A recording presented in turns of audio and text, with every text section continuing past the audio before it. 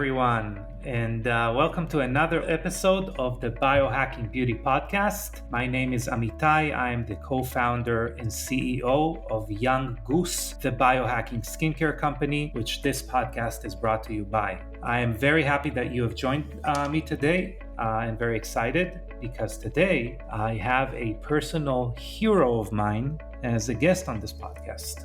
His name is Bob Troia. He's better known as Quantified Bob. A little bit about him before we start. He's a New York City-based technology entrepreneur, biohacker, and self-quantification, in his own words, self-quantification geek. He's focused on the intersection of data-driven citizen science, health and wellness, human performance, longevity, and personal optimization. Again, an extremely interesting guy. He's also the co-founder of Awesome Labs, a health, wellness, and emerging technology studio, and the founder of OPTML, a consulting and coaching venture. I have been reading his blog for many, many years, and he's one of the people I look to as far as shining a light on the next best thing in health optimization and biohacking. And he has very rich history in those fields. Aside from being really has over 2 decades of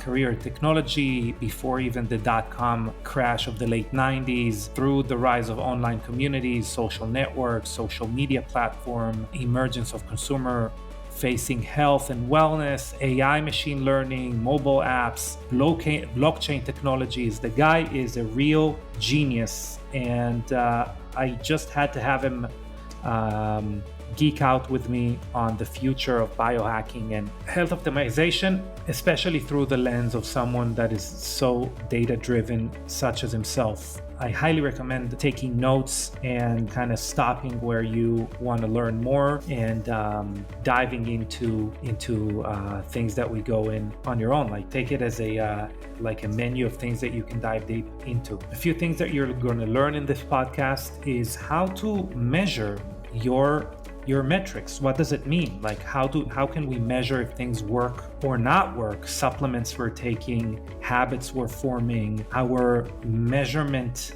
wearables like Oura rings or Whoop straps or Bio straps. How do we interact with those things? How technology, you can get a glimpse into the future of biohacking and health optimization technology, because we're diving deep into what he likes, how he measures things. We're looking at the history of biohacking through his eyes. Again, very interesting.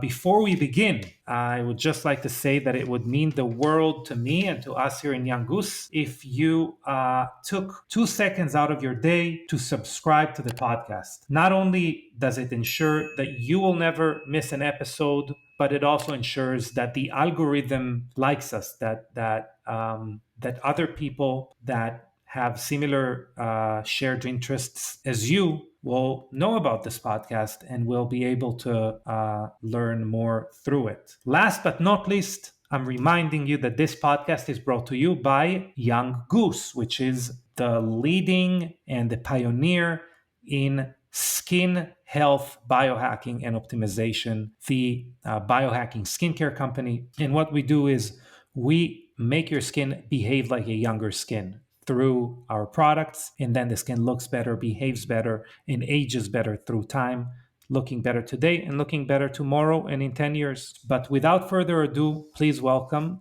Quantified Bob. Welcome to another episode of Biohacking Beauty. My guest today is my personal biohacking hero, Quantified Bob Troia. So, Bob, welcome to the podcast. I'm very excited to have you. Yeah, thanks for having me. Glad to be here. Yeah. So just as a reference, obviously, we were all kind of exposed to what biohacking is or health optimization since forever. But the term is, I think it's around 10 years old. How old is the term, do you think, Bob? In the context of how we describe biohacking, I'd say the last 8 or 9 years, yeah. Mm-hmm. So you were one of the first people, and I know you know it, I told you this before, you were one of the first people who made that connection for me. Obviously, the reason you're called Quantified Bob is because you're doing quantification of all the data, like you're measuring all the data. But you were the first one of the first people who made the connection between like health and biohacking for me, because I never heard about the word before. And I loved the idea of measuring things, because we can basically believe or disprove anything that comes across our way. But if we can measure it, then we're going to have a better idea of how it's going to help us or not help us, right?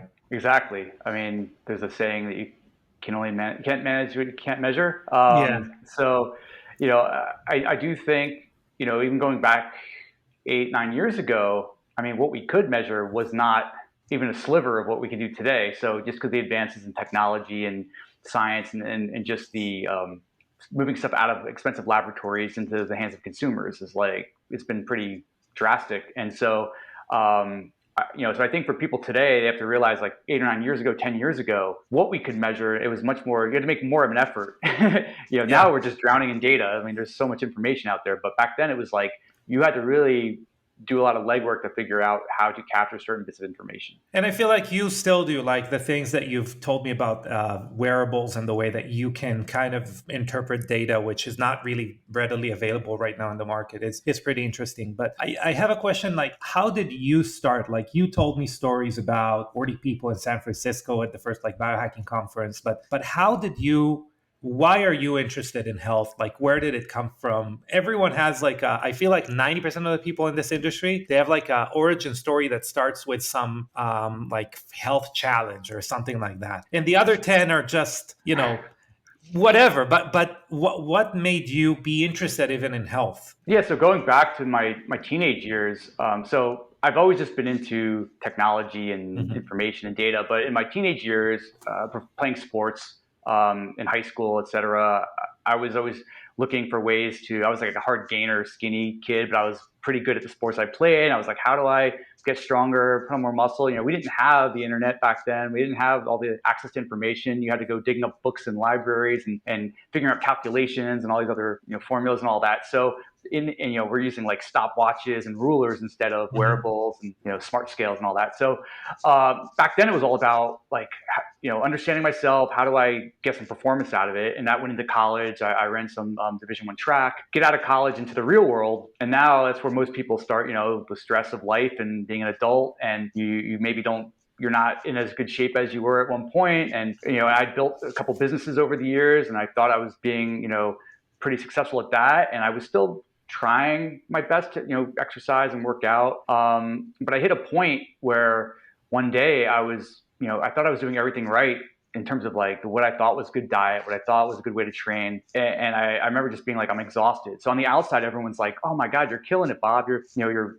running your business, you're playing sports, you're in a band, you're doing all these other things. And I was just like, I was just like breaking down inside. And then it was really at that point where I started kind of looking into what, kind of uncovering like what's going on there internally, like, because I felt like I was doing everything right. And we have these like approaches to, we think we're doing something a certain way and that's the only way to do it. And we don't open ourselves up to like rethinking. So the way I was approaching diet, once I discovered that I could shift to something where I was eating like a lot more healthy fats and decreasing carbohydrates and eating a certain way, where I was had always been like, you eat like chicken breasts and broccoli, and that was basically it. You didn't eat like, and cutting out certain things, and you're uncovering maybe some autoimmune issues that you had, like I had, that I didn't realize. And it was just, it had all just sort of like built up and built up. And as I was started peeling away those, like the layers of an onion, basically, learning more about myself, it helped me start uncovering, and you realize, you start feeling a little bit better and better. And you're like, wow, I could have always felt this good. Like I was, the analogy I always use is like you were going through life with like a parking brake on. So you're still, you're kind of moving, but something's kind of holding you back. And that was kind of a big awakening. But from a self-quantification and biohacking standpoint, there's this, it wasn't like so much a health challenge. It was me just coming to the realization of like, I saw where it could be going, and trying to be a high performer, trying to maintain a certain level of not just, physical and mental and emotional kind of performance. It was me like then using what I've learned about tools and data and self-experimentation to start just learning more about myself. And so you mentioned a conference that happened about 8 or 9 years ago, but even before that, there was another community called the Quantified Self community, which was a group that started in the San Francisco Bay Area, that predates like what we were calling biohacking. And that was more about people that were using data to learn more about themselves. And their motto is self-knowledge through data. And those conferences started up a few years prior to that. And a lot of folks kind of spoke at those early ones, like Dave Asprey, Tim Ferriss. It was started by Kevin Kelly, who started Wire Magazine. Mm-hmm. And that was where you started realizing, like, there are a lot of people that were doing these kind of constructing self-experiments, trying to put a more scientific approach to things. Because now we think of biohacking as a lot of people are like, there's so much cool tech and supplements and all this, and everyone's trying everything, but they're not really they might on some level go, I feel better, but I'm not quite sure what's making me feel better. But it's one of these 20 things, and maybe maybe one of the 20 is working and the other aren't doing anything. And so for me, it was more like self-discovery, like constructing self-experiments to understand more about myself, but also to try out things that I see out there, or replicate what other people had success with and see if it will work for me. And the beauty of what we call single subject experiments, or N of 1 experiments, is you and I could do the same experiment and have very different results. And it doesn't mean something doesn't work. It just means for you, it might not work, but for me, it does, or vice versa. Yeah. And so that's where we have to really this is the whole idea of like taking a very individualized approach to things. There may be certain things where a certain supplement, let's say, it works great for 50% of the population. And then for 25%, it's like too much. And for 25% does nothing. Right. And so, so you have to, even we were learning about, how this one size fits all approach doesn't necessarily work. And so I think for me, it's just I'm willing to put in a little bit extra effort in terms of like gathering data, constructing these experiments. And about a decade ago, I started blogging about it. I wanted to share my results. Mainly it was at first to get my ideas down, because I was like, I wanted to record what I was doing. And then people started finding what I was writing about, and they were like, oh, this is cool. And they would try to replicate what I was doing as well. And I was like, wow, there's actually other people out there that are kind of weird like me who want to learn about themselves in the same way. And so that all kind of went from the sort of self-quantification side, which isn't always all about health, because there were people who were doing quantified self type experiments that might be like tracking the books they read, or social interactions, or where they walked around town, that kind of stuff. But now there's very much an overlap, right? Where you're kind of seeing it synonymous with like people who are collecting data. It's predominantly around health type of metrics, and then with biohacking kind of stacked on top of it. That's kind of what we now kind of view as the biohacking community. Yeah, I think first of all, it's a very interesting analogy, like looking at self-quantification as something else than health. Like even like Steven Pinker's like attention mapping could be considered like self-quantification or a group quantification. We're measuring who's getting the more attention and therefore ranking them as far as their impressions on the group or whatever that is. And we can extrapolate it to whatever is going on with big data today. It's also type of, obviously not N1, but it's also type of quantification. So it's an interesting approach to think about it. And what also is a challenge for me, I feel like, or what's interesting to me is most people are now, because as you said, quantification data is so much more conveniently available or readily available right now. Like you're wearing an Oura ring at the moment. Mine's charging, but it's a very easy step to do at the moment. Let's say Oura ring. The issue I have is that when I look at things like that, I want to know if the supplement that I'm taking or the meditation I did or whatever that is affecting me to the positive. And I feel like the majority of people wearing it are doing it not necessarily to have an excuse not to train a specific day, but they're getting into it affecting their overall decisions. I don't know if I'm posing my hypothesis correctly, but I feel like it's sometimes relating to the data can have drawbacks as far as like you performing optimally if you let the data kind of dictate how you feel and not vice versa. Sure. I mean, a good exercise that you can do is, let's say you wear some wearable that tracks your sleep. But before, you wake up in the morning, you're going to like sync up your phone to get the data off it, and it's going to tell you like how you slept the night before. It's like, and you're like, oh my God, I got no deep sleep last night. This is terrible. I can't believe this. So my advice is, before you do that in the morning, try to predict what it's going to say. Like, think so how do you feel? Because there might be times where you're like, okay, you went out the night before, maybe you were out with a bunch of friends, a little bit celebratory, and maybe you had a drink, nothing crazy, but whatever.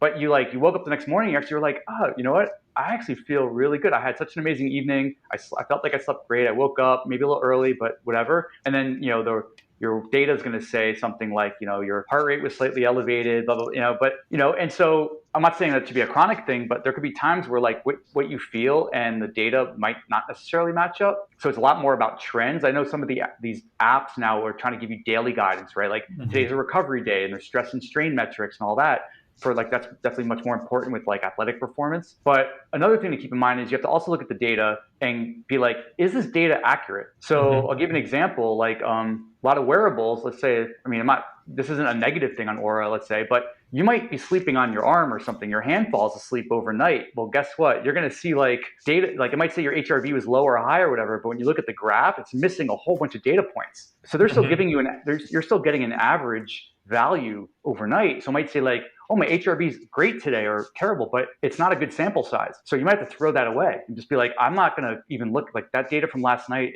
I can't factor that into any of my decision making because I know that data was not reliable for whatever reason, user error. Sometimes, my ring spin around, the sensors couldn't catch stuff, so there's a lot of things at play there. And so I think so people, before you start making like I said, those decisions about like, based on your data, doing or not doing something, just question what you're seeing as the data and go, am I convinced that this was collected accurately? Yeah. And go from there. Interesting. So we're talking about the journey that you've had, which obviously leads us to today, where people don't even like the word biohacking anymore. That's already, the problem with that, the community that we are a part of is that it's a community that was built by contrarians. And it's kind of a self-defeating mechanism because now that it is becoming more and more popular, the people who have driven that community until now don't like the fact that it's that popular anymore. They are kind of driven to find different avenues. Well, I think like anything, when the first group of people were getting together and they were kind of self-identifying, it was like they kind of shared this very core same sort of vision or passion. And like anything else, as something gains in popularity, you're going to create like little subgroups within that. So like biohacking is this encompassing term now, where like, there's folks who are just purely into it for strength and performance. Let's say they're trying to optimize on that level versus the longevity folks.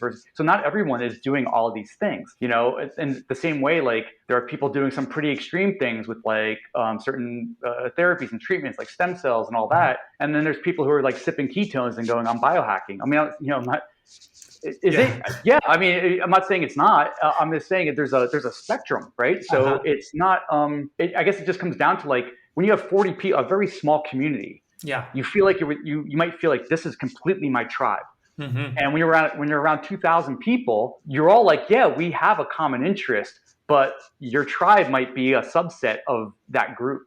Just because it's hard to share every because you might be like, we agree on these 10 things, and there's someone else who might go, I'm a carnivore diet, and someone else is like, I'm full in on this another approach, and you might be somewhere in the middle, and so again, it comes down to like finding these people you have a commonality with. But I think biohacking as a term, I think where it's more like mainstream, I think where I've seen it is more. The negative side is that people who aren't in the industry, or in the space, they hear the word like hacking has this like, I come from a software technology background. So for me, yes, there's hacking, like your computer can get hacked, but I consider myself like when I'm coding and I'm writing, it's like, well, I'm hacking something. I'm trying to get something to a certain optimal state with like the minimal effort. Like I'm basically like, okay, I'm going to find a shortcut to get there. And that's kind of like hacking, where I'm hacking this. And I get it where like when you tell like the friends and family and stuff and you say biohacking, there's this idea of computer hacking, like getting hacked, getting your credit card information stolen, or bank information, that. So I understand that. And, and that's why you're seeing like other terms being interchanged with biohacking now. But, it might mean exactly the same thing. Like, I mean, Yes. at the end of the day, it's like, is it biohacking? Is it health optimization? It's like we're all going. It's the same goal. It's just more the branding that Mhm. how it's perceived in the public space. And then, like I said, within the biohacking space, I mean, there are subgroups. Like there's specialized conferences just around fasting or keto, and around, so there's like people can find these subgroups.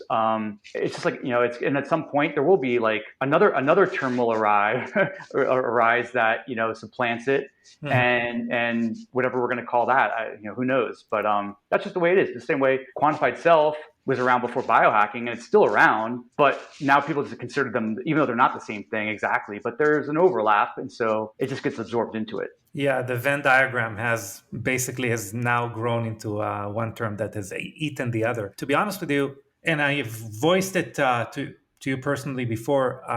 My concern is that this community, this whatever you want to call this, is going to follow in the same footsteps of keto or paleo, or I mean, like you could think of another enabling term. And what I mean by that is when a community starts, like you said, like biohacking community, paleo community, whatever that is, because everyone is of the same understanding of what it means.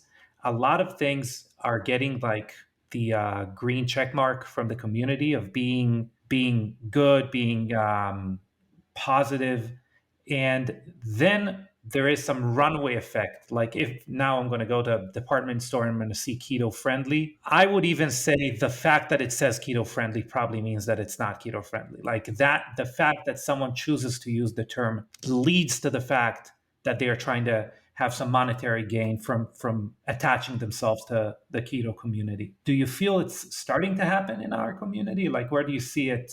I mean, it's like it's not so much that the community is itself driving that; it's Yeah. that organizations and corporations outside of the community that are trying to identify the next big thing. Hmm. They're like, how do we capitalize on that? And Yeah. so, like, you go to your grocery store and you're going to find these like keto creamers and stuff. And if you look at the ingredients, it's nothing that I would ever want to drink, but it's technically keto, I guess. It's like got fats in it, but not the Yeah. ones I want. So I don't think it's like the community itself being fraudulent doing it, but it's like anything. Like another analogy would be like if you look at certain magazines like Cosmopolitan and all that, right? It used to always be like, how many times do you see the word sex on the cover of every issue of the Cosmopolitan? It's like sexy, sex, blah, blah. Go look at the latest issues, right? What's it's going to say? You probably count 3 or 4 times they'll say the word keto or something. It's like that word is just like being thrown around as weight loss. Yeah. And so now they're trying to sell issues, right? So they're like, well, what's popular? People are hearing about these terms. And so it's not the community itself. It's like I don't blame them. I mean, No, no, no. it's It's like I want piggybacking off of it. yeah, yeah, but that's like any. I mean, you can do that with anything that gets popular. Like, okay, look in the alcohol industry. Everyone, as soon as hard seltzers became popular, every beer company all of a sudden now sells hard seltzer. Why? Uh-huh. Because they saw the market opportunity. They're like, why are we not getting a piece of that? So it's that's just business. It's Yeah. up to now it's up to the consumer to kind of sift through it and go, well, what is the real quality product here, right? That I should be using versus like what's on the shelf in a regular grocery store. I mean, look, I would love to be able to go to any grocery store and see like top tier products on all the shelves. I mean, Yeah. that would be like amazing, right? It's so convenient. But like when you've got these larger corporations, I mean, you're probably even seeing it today where like there are a lot of brands that started in this industry that got acquired and sold, Yes. and they're not quite the same as they used to be, right? So Yeah, I that's just the know. way that's the way big corporations work, right? They take something, they preserve the brand because there's a whatever, and then they're like, okay, now how do we get more money out of this product? And they're like, well, we can Hmm. cut the corners, we can change the ingredients, we can do whatever. That's always happened though. It's that's Yes. just the way What I feel like might happen because of self-quantification and where the origins of like biohacking is what I'm hopeful that's going to happen is that this at least the same ratio of like striving for quantified results, for measurable results, and the growth of that field will grow in unison. If that is going to be one of the tenets, I feel like maybe more of the integrity is going to be preserved. So when you're looking at how you biohack right now, how you optimize your health, what are some of the things that you are most interested in right now? Because to be honest with you, again, everyone has their own people that they look at what they're doing and try to have that as a North Star or something like that. For me, for many in our community, it's you. So I'd love to know what you are interested in right now.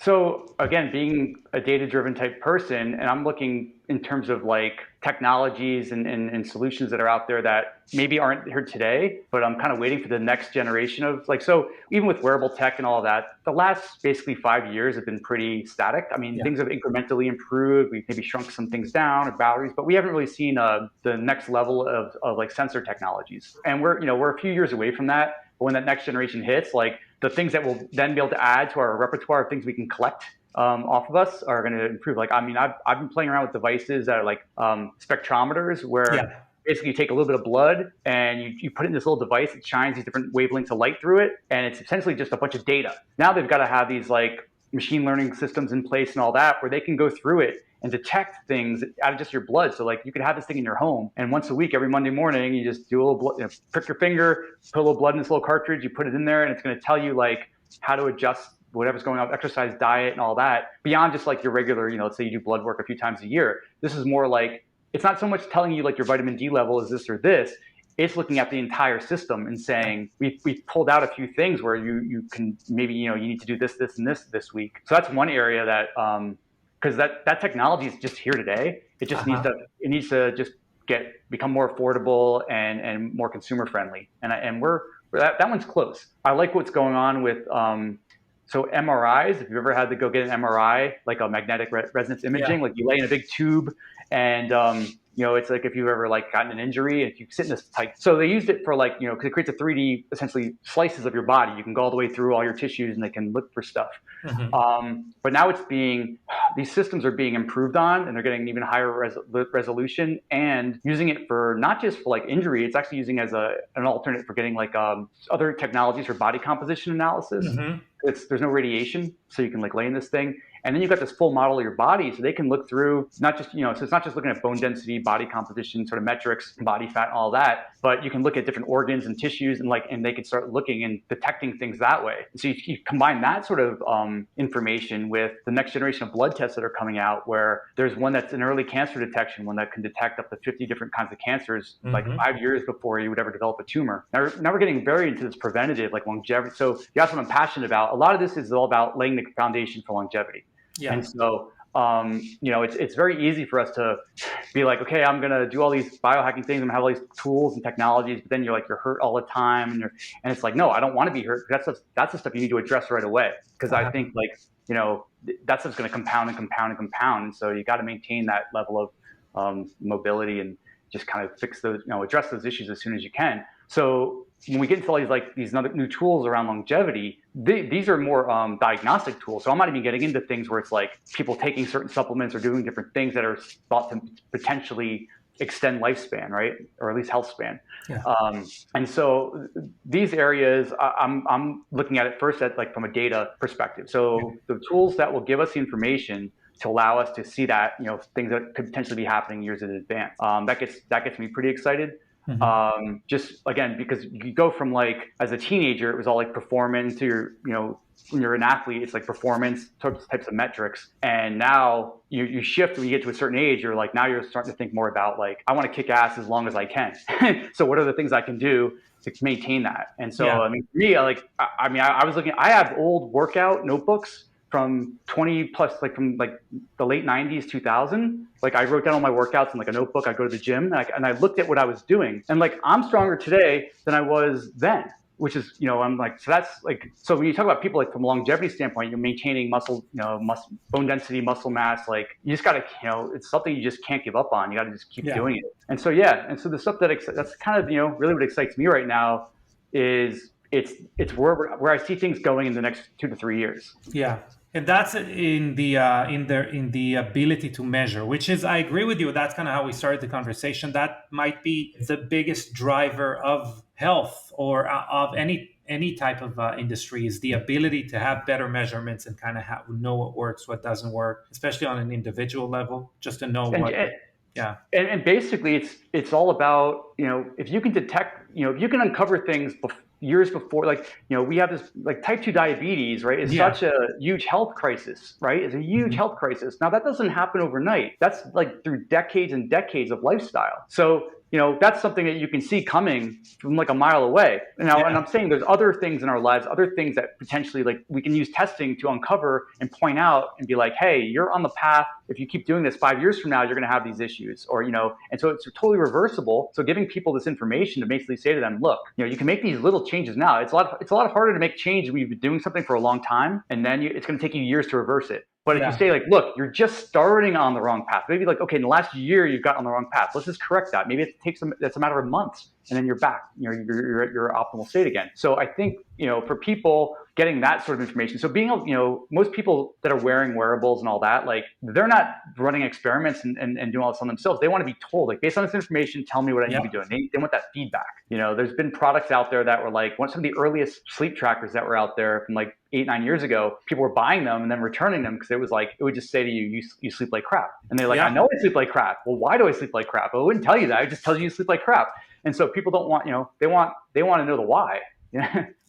I get that. I get the why a lot of the times is being very quickly is being kind of being utilized to also sell products, right? That's kind of the dance here. Have a measurable, have like instructions associated with that, but try to discern what is an instruction that's trying to sell me something, as opposed to like an instruction that is data exclusive, if you would.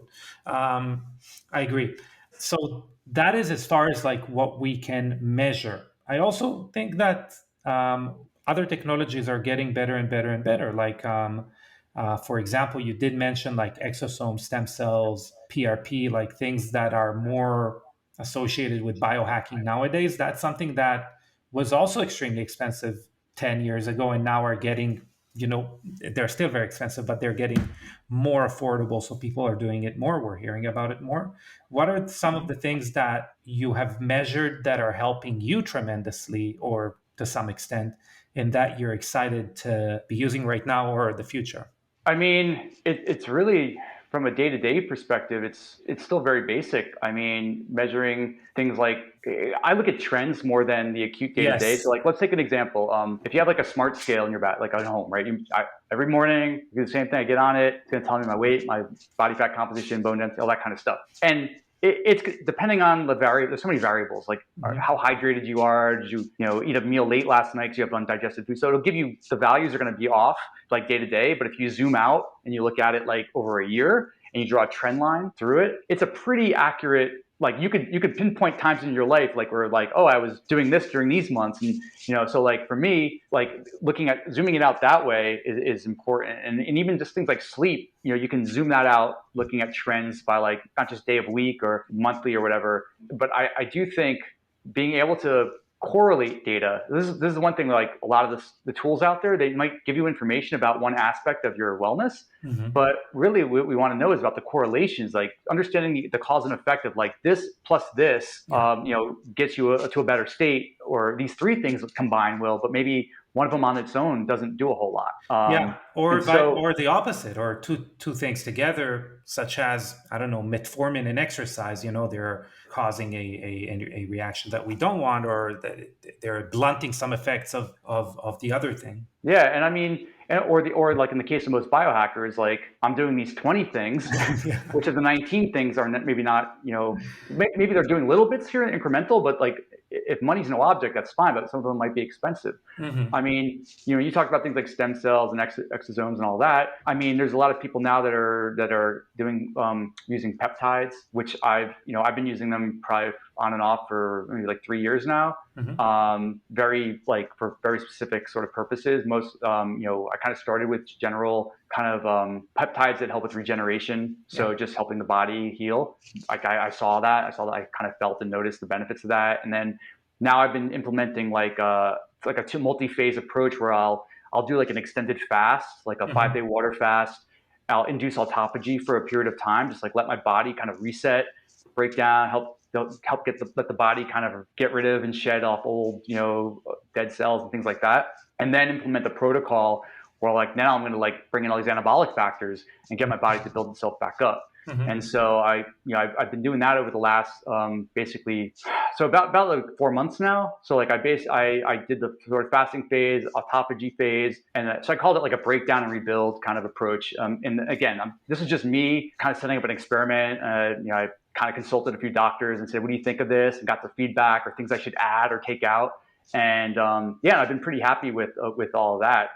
In terms of like things to measure, I mean, even things like wearing continuous glucose monitors and all that. I think there's a point where you don't need to be wearing it all the time. Like the sensors last about 2 weeks, and if you can, I'll pack a bunch of experiments in during that window, and I kind of know the trends and stuff, so I don't necessarily need to be wearing it all the time. Maybe if I was like a competitive athlete and I was going to go like run a marathon or do something like that, maybe there's a way for it to give me actionable data, like while I'm competing, like if you're going to bonk or need to hydrate, or because the newer sensors that are coming out are also going to measure ketones and I think lactate or hydration. And so now you've got like a really cool sensor that gives you this like more of actionable real-time data. I look at things like in my home, my environment, temperature, air quality metrics, mainly in my bedroom, just because like you want to optimize where you're sleeping. So I've been doing a lot of stuff around that, manipulating temperature to basically help dial in my sleep. I can get my resting heart rate down pretty low overnight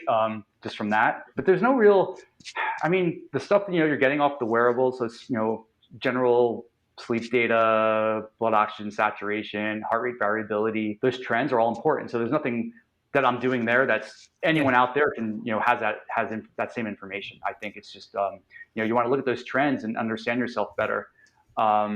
There's some cool stuff out there, like tech wise, like, I guess, you have a podcast around beauty and stuff. So like there's practitioners out there that use like microcurrent you've probably heard of this, like microcurrent facials and things like that. You're basically exercising the muscles of the face, generating collagen. So, and it's a painless procedure that, like, if you think about it's the same technology that people have used for like muscle training and like with electrical stimulation and stuff, but it's actually using it on your face. And it's pretty cool to see like how that stuff can actually have an effect on the just the skin elasticity and collagen production, and just letting it's giving you a workout essentially in your face. So to be honest with you, to me what's more important there, because I believe most devices, again, like we're talking about reliability again, we're talking about like what's the dosage, etc. To me, what's the most important with everything that's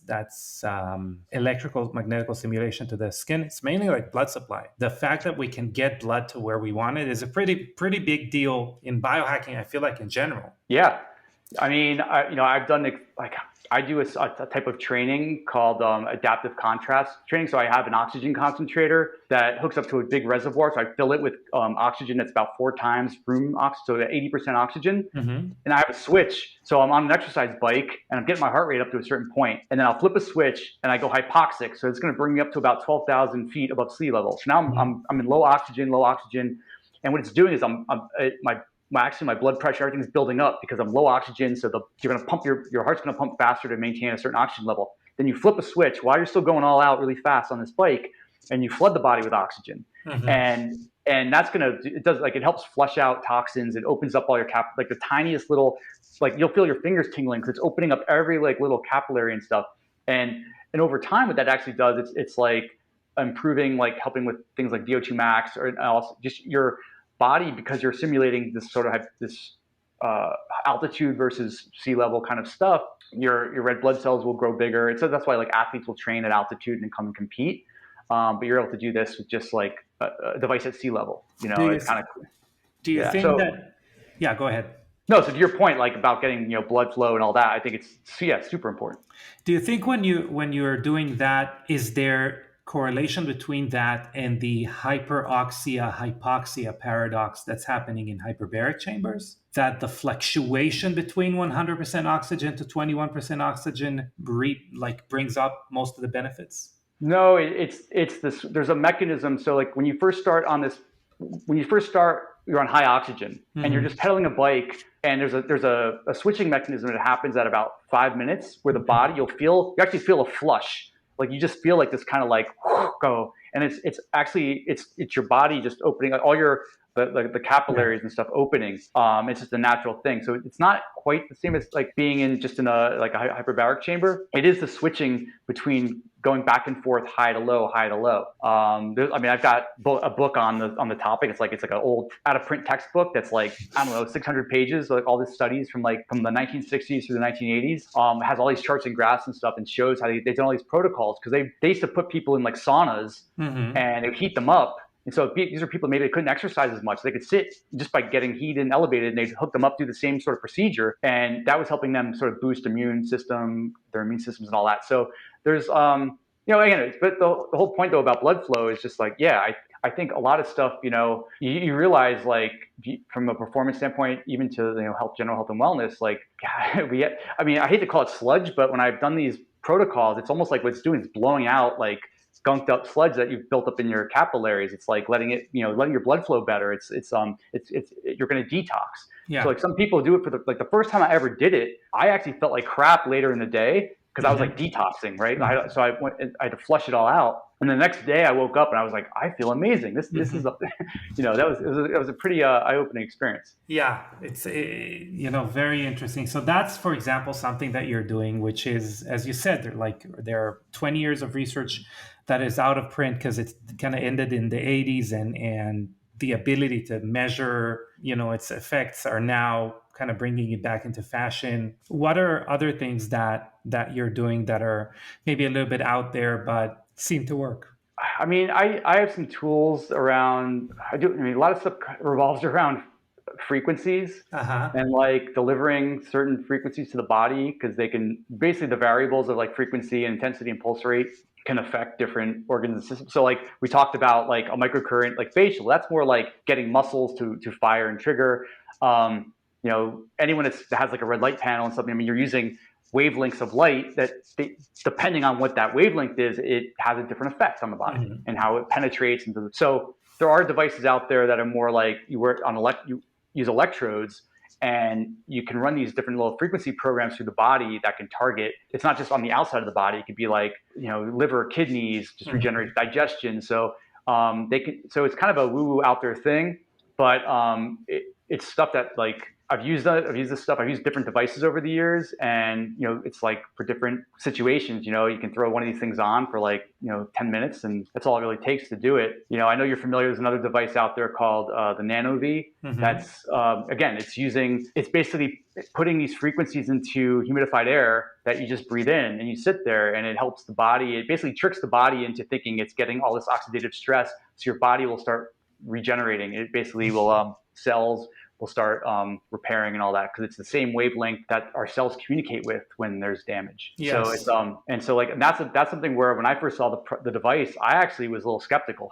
And so I did a couple experiments with them where I measured oxidative stress before and after 30 days, and I charted it over that, and I could see like it was definitely like no, I wasn't doing anything differently other than using that device, and and it was definitely knocking down my oxidative stress. Now, if you live like near a city or depending on your environment, like it may just, a lot of the oxidative stress could just be from the environment you're in. And so, I view that device as something where I use it. It's kind of like keeps my head above water if I'm, just from like living in modern society and all that. So it's like, if you stop using it, probably at some point, things are going to regress back because it's the environment you're in, let's say.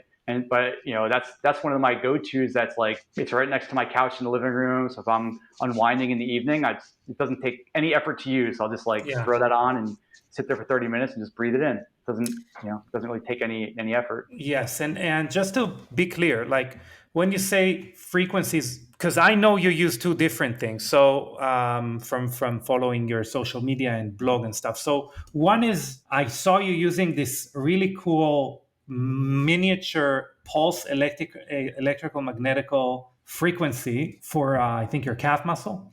That was one really cool thing. But the other one, you're talking about something like amp coil, right? That emits different frequencies that go through the body, and you don't feel them, right? Exactly. So the coil, whether it's PEMF, anything can deliver frequencies, right? It's just a matter of how intense or how focused. So like an amp coil it's basically using that as a delivery device for any, like they have a database of frequencies. So I'd say it's more akin to something like that, but this is a much smaller thing. Yeah. Whereas I also have a pulse electromagnetic field device where if I got an acute injury or something like that, that would be more like a pulse center, whereas the pulse center is like a rocket ship kind of powerful super thing. This is like runs on a 9-volt battery, but sometimes more power, you don't need as much power to have an effect. Like this little device that I have, you mentioned I was playing soccer and I blew out my ankle, and it was like it was sprain, but it was like probably grade 3 almost sprain. And so like, Wow. typically you'd be out for like 3 or 4 weeks. And I just started hitting I put the coils on, and it was like my whole leg was black and blue up to my, my shin. And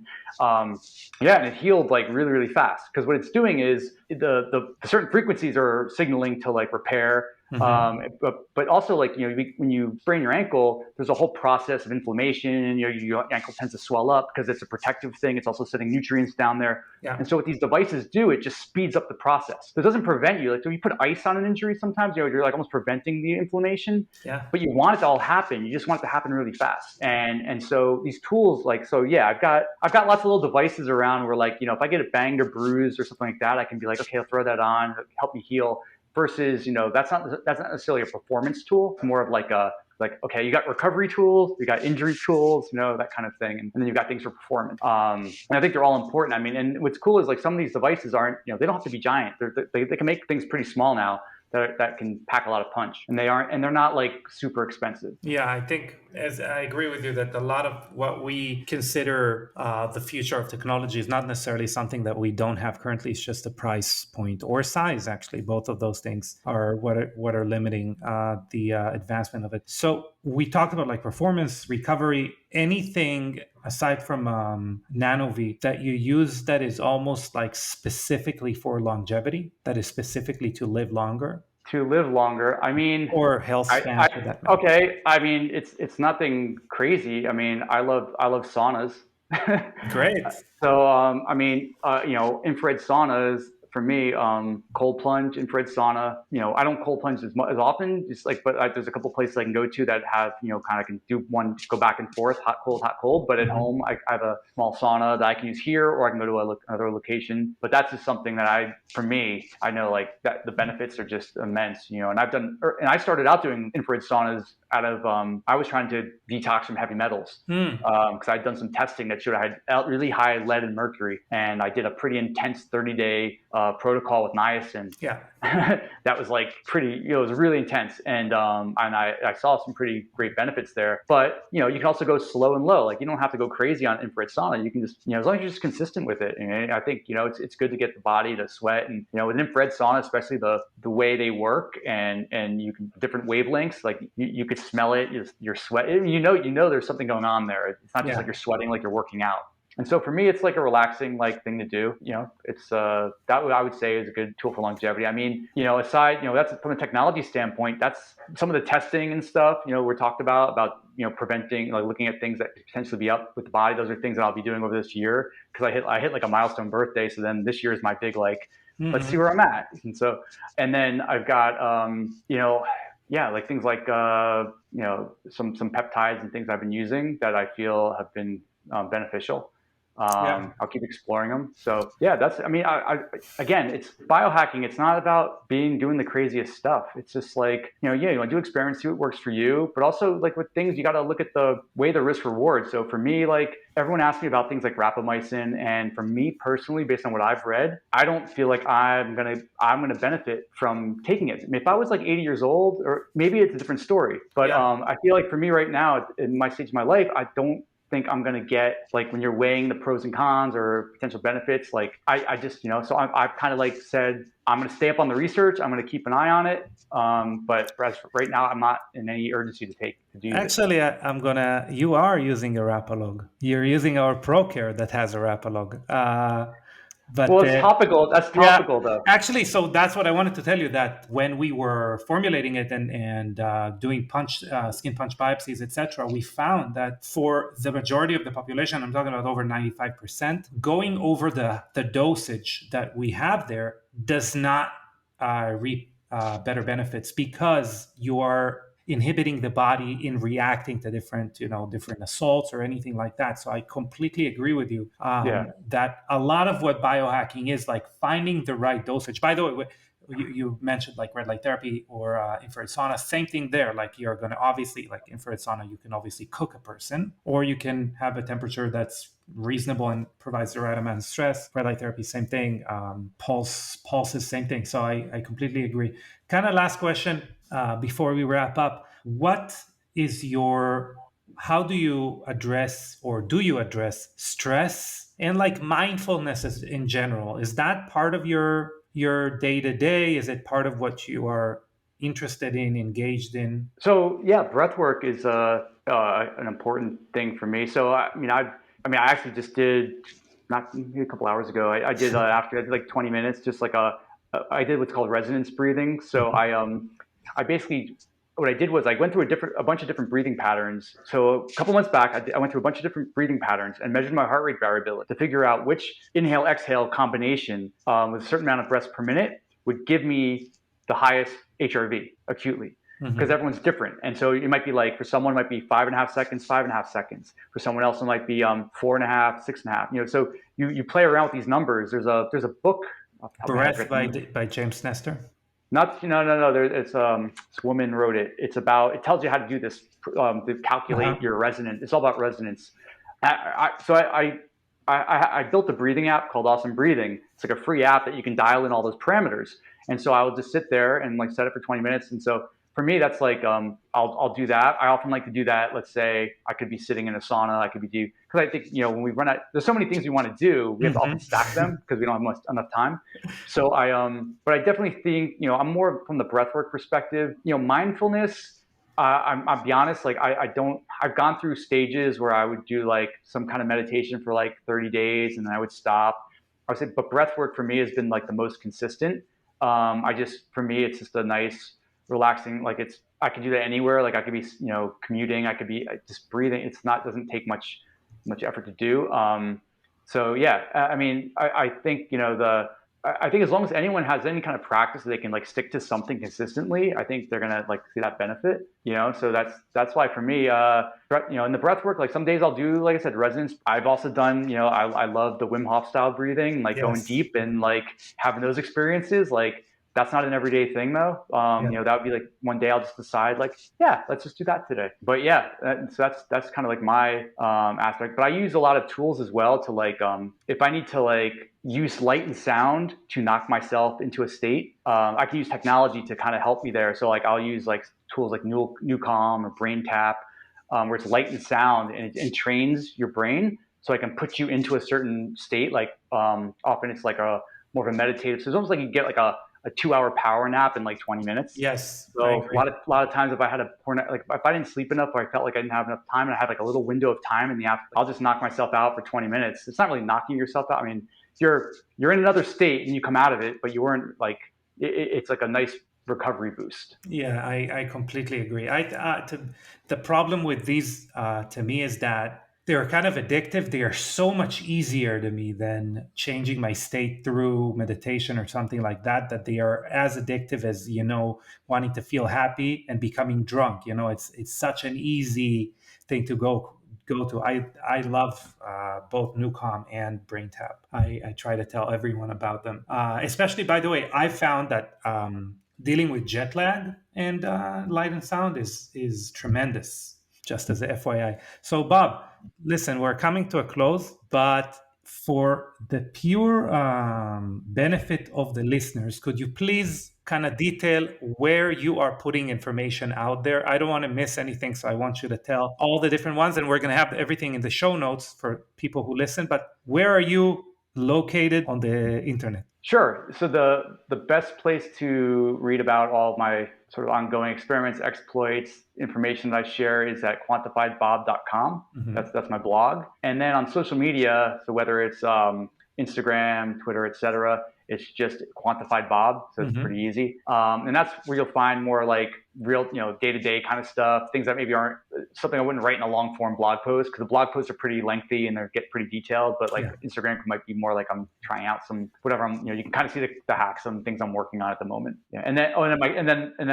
My company is called Awesome Labs, and we're just a technology studio. So it's at isjustawesome.com, and we've built tools around doing peptide calculations to breath work. We're doing some stuff more in the sort of crypto NFT space, not really health related, but we just build things that, scratch a itch. That are awesome. Listen, Bob Troia, thank you very much. Again, as I keep saying, you're a personal hero of mine. It's great to communicate with you always. We're going to see you soon, obviously. And I wish you a great rest of your day and your week. Thanks. All You right. too. Take care.